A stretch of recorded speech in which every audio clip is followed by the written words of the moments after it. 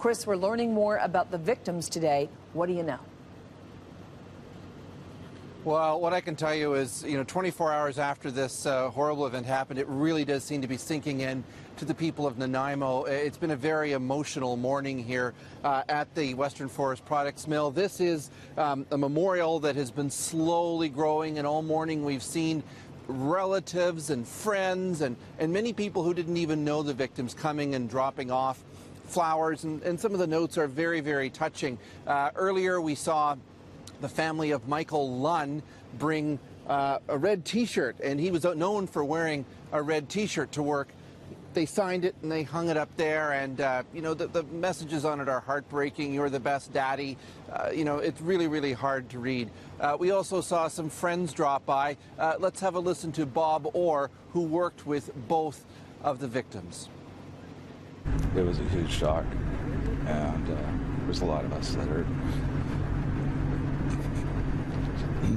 There's a lot of us that are still trying to put it together right now, but they're both going to be missed a lot.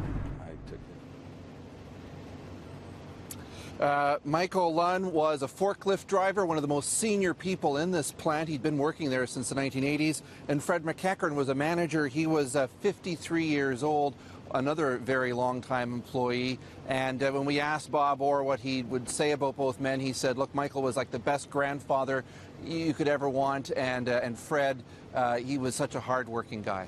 And right next to you, we're seeing just a bit of what I assume people have left flowers, or that T-shirt you were talking about, in memoriam of the victims.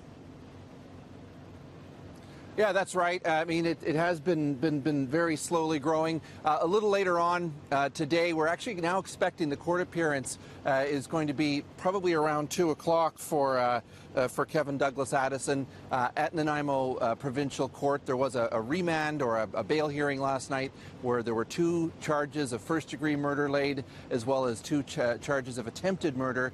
So he'll make his first court appearance. We're now believing around 2 o'clock.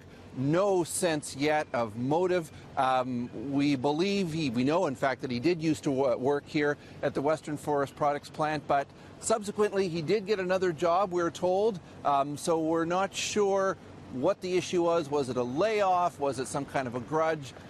We may get some more of those details coming up in court a little later on this morning, Carol.